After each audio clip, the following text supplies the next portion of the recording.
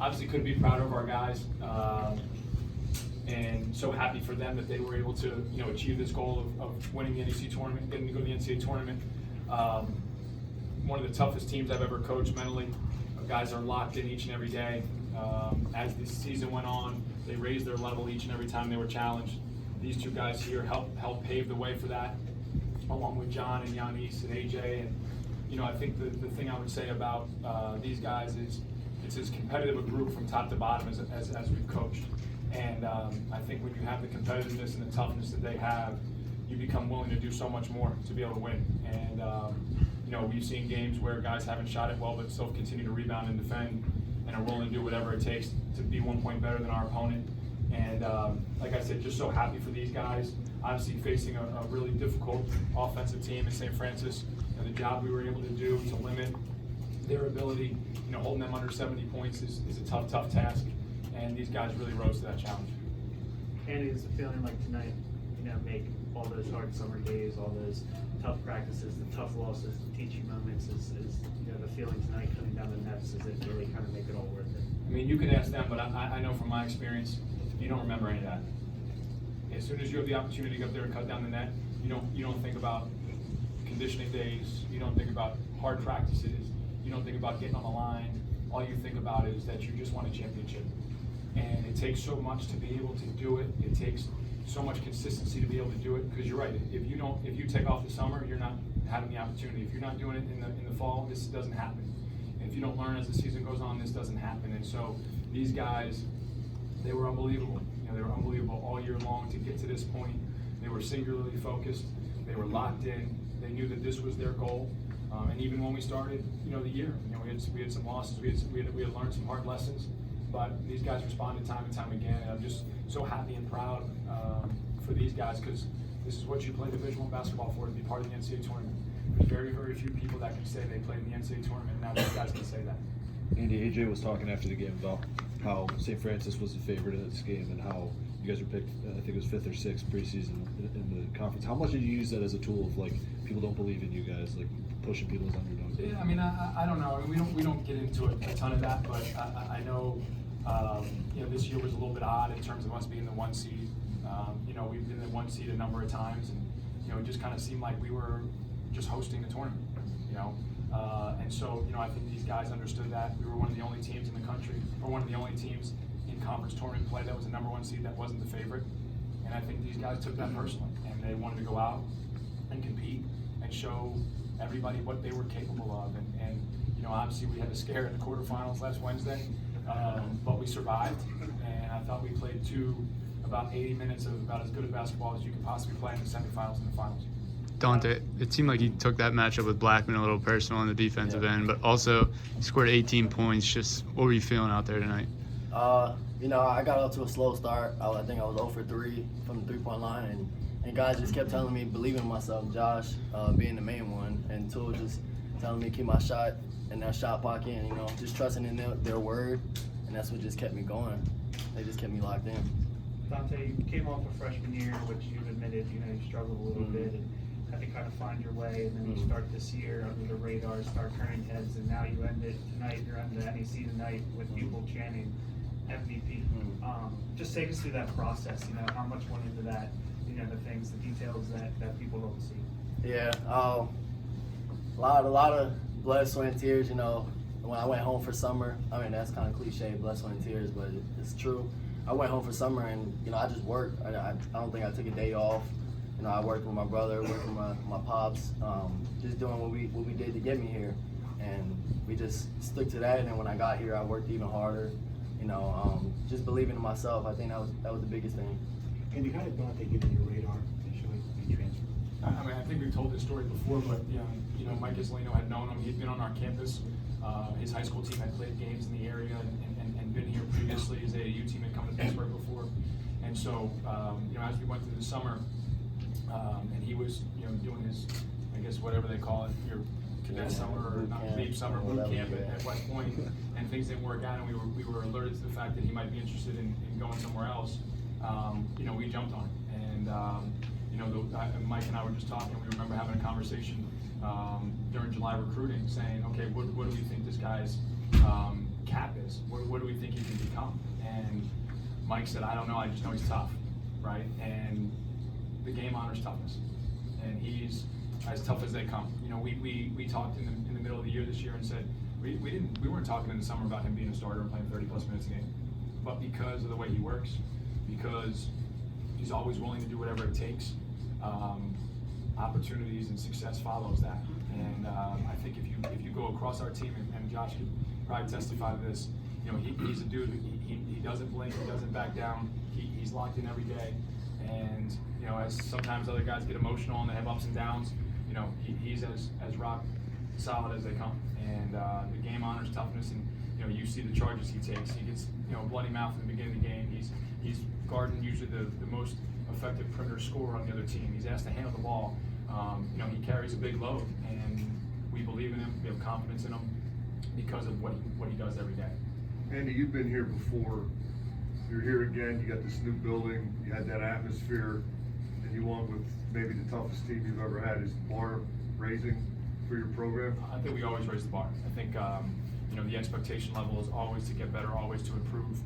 These guys certainly help set the stage. You know, Josh talked to our team before the conference tournament on senior day about, you know, opportunities that he had to be close to this moment and not get there. And so, you know, he really drove the mission, right? He drove it, and guys followed him, and guys listened to him. And not only did he talk the talk, he backed it up.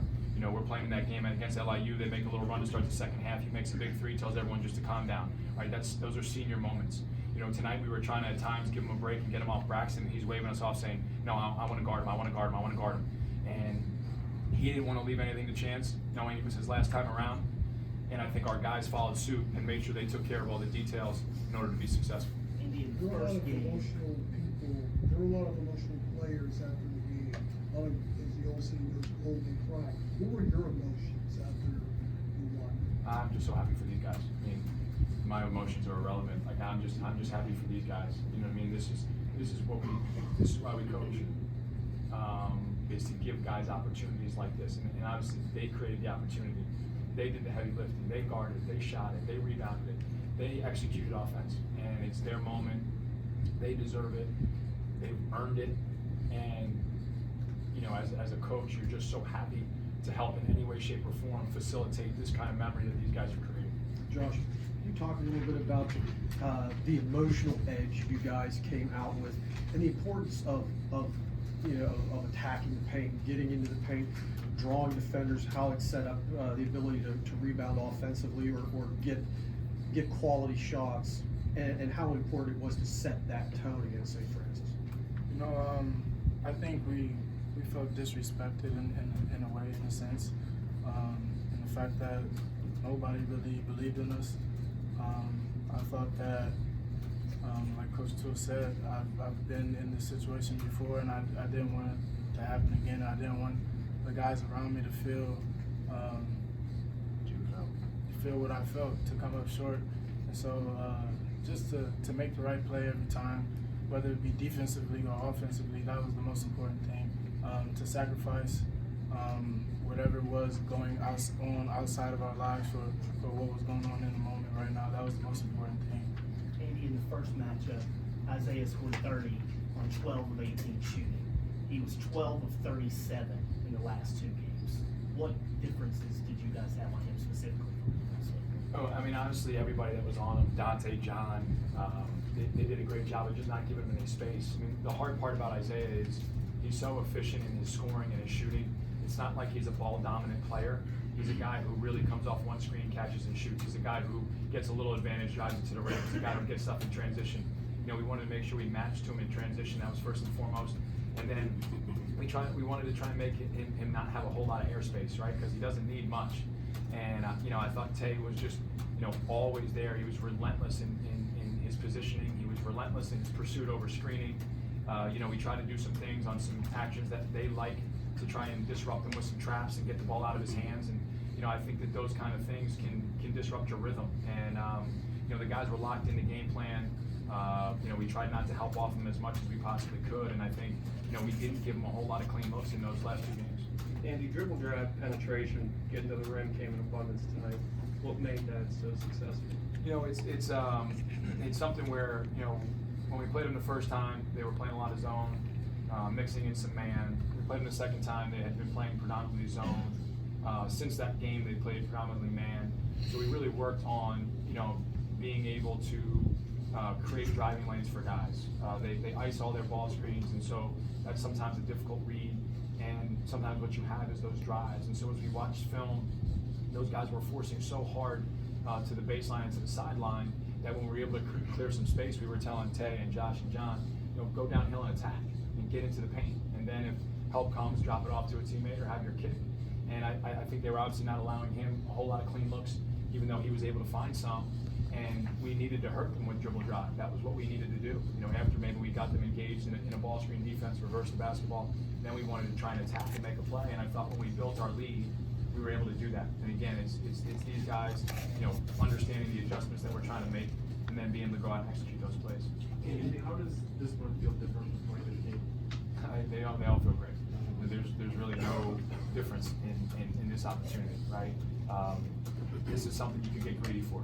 And, I think this is what our program has been built on. This was our 7th championship game in 13 years. This is our 4th tournament appearance in 13 years. Today was our 261st win in 13 years. I don't know a lot of schools at our level that have averaged 20 wins a year over a 13-year span. And so, the consistency and the work ethic that these guys have shown, when Josh got here, we were a 500 team. And coming from a winning program and all his life being a winner, he started to set the tone, and guys were able to follow. And so, like I said, it's an unbelievable feeling. These guys will be walking on clouds for the next 7 to 10 days, and they should, because this is a unbelievable moment for them. Andy, Andy, this is number 6 for you before the age of 40. What can you tell these guys about this experience? Yeah, keep trying to go back. Keep trying to go back. Why go for the 40? Tomorrow's my half birthday, I think, by the way. 39 and a half. But, yeah, you want to keep going back. You want to keep getting this opportunity. And there's been times, whether it's myself, whether it's Jimmy Langhurst, Shane Southwell, Mike Islino, guys that have played in the tournament, have been a part of this. I've shared some of their experiences. And, it's funny. It's the little things that maybe you don't always have the opportunity to. When you're driving down the wrong side of the road in a police escort on the way to the game, it's a cool moment, right? And so those are some of the things that are just unique about being able to be in the NCAA tournament that these guys will get to experience, and then they'll get to tell the next group behind them. Andy, you lost to St. Francis 9 times in a row, and then now you've beaten them twice 2 weeks in the game to clinch the top seed and now to win the championship. What is a game plan that has kind of changed your fate? And then the second part is what makes it so difficult to coach against Rob in kind of these big marquee games? I mean, he's done such a good job with that program, and obviously Braxton's had an incredible career. Blackman's had an incredible career. Those guys will go down as some of the greats in St. Francis basketball history. I think they're the winningest class in their school's history, and it's just a tribute to Rob and what he's done there, and those guys' work ethic and consistency. But the game plan's nice, but without execution, it doesn't work. And so these are the guys that executed. These are the guys that made the adjustments. They went out. They saw the adjustments that we needed to make. We showed them on film. We talked about it. We drilled it, and then they went out and did it. And that's really more important than anything else. And again, the desire and the willingness of these guys to go out and win the game was really, really what was the difference in the last 2 versus the first one. If I can bring up one thing that we maybe have not given any thought to yet. If you end up going to Dayton for a play-in game, the governor of Ohio has said that he wants sporting events in that state to not have any fans. So you face the possibility of going to Dayton for a play-in game with no crowd. What could that possibly be like for college basketball? I would wish the governor luck in keeping my wife out of that game. if he decides to not have fans. He's going to call my 7-year-old and my 5-year-old and tell them that they can't come to the NCAA tournament. Good luck. We're just happy to be playing. So whatever goes on outside of that, we can't worry about it. We're going to be ready to play whoever our opponent is, wherever they send us. We're just happy to be able to put the jersey on one more day. Andy, to that point, before you guys even took the court today, they didn't let the Ivy League kids play. Is that a shame? Did it cross your mind at all getting here? Win or lose, St. Francis beats you by 50. At least you have a chance to play for. Well, I told Noreen if we were down 10 late in the game and she could maybe say there was a coronavirus outbreak in the game and declare us the bid winner as the #1 seed. She didn't seem like she was going for that, but I tried. Yeah, I think it's a shame about the Ivy League. You know, I played at Penn. I talked to some of the people associated with their program today, and obviously they have to do what they believe is best for their program and their student athletes and their schools. But to have your career ended in that kind of manner is crushing. And I know Penn, who just qualified fourth to be able to be in Ivy Madness, they were crushed. And you know, it is what it is. But you know, we're all figuring out as we go. You know, we don't necessarily know what's right, what's wrong, and everyone's trying to make the best decisions possible. And I'm sure everybody associated with the NCAA tournament will do the same. But for Yale too, right? I mean, they didn't get to do what you guys got to do. No, they're going to get to do it. They're going to get to do it. I mean, they again, I'm sure Coach Jones took them into, you know, the gym and had them cut down the nets because they'll be going to the NCAA tournament, and that's what the end goal is. Josh, your brother was emotional talking about you after the game. When you checked in the second half and he got that steal, and you hit that three, you guys kind of looked at each other. Just talk about those moments with your brother, knowing that could have been your last game together. I don't know, those are undescribable moments, stories that we'll be able to tell our kids, our nieces, our nephews for the rest of our lives. When I checked back in, he told me I got to be a leader. And as soon as he said that, I thought back to a quote that I read, I think it was 2 days ago, and I kept reading over and over. It was about Muhammad Ali. It said, only a man who's been defeated can look to the bottom of his soul and grab the ounce that he needs to win the match when it's even. And I just thought about that over and over and over again. I've been defeated before, and I didn't want that to happen again. So when he told me I gotta be a leader, I gotta step up, and I gotta amp my play, that was the first thing I thought of. And then when I hit the three, and I pointed to him, it was like, we're gonna do it. When you hit that three, it seemed like you were shouting at him as he was, because I think it was like a 2-on-2, but you were trailing, right? Did you know he heard you at the time, or like is that just kind of like a, I don't know? Yeah, so connection. Since we were younger, we've said things like trailing, behind you, sleep. Nobody knows what that means, but Don't tell it. but we do. So as he was running, I was yelling trailing, walk in, and he heard me, and then he looked like he was about to pull it, and he just kicked it real quick.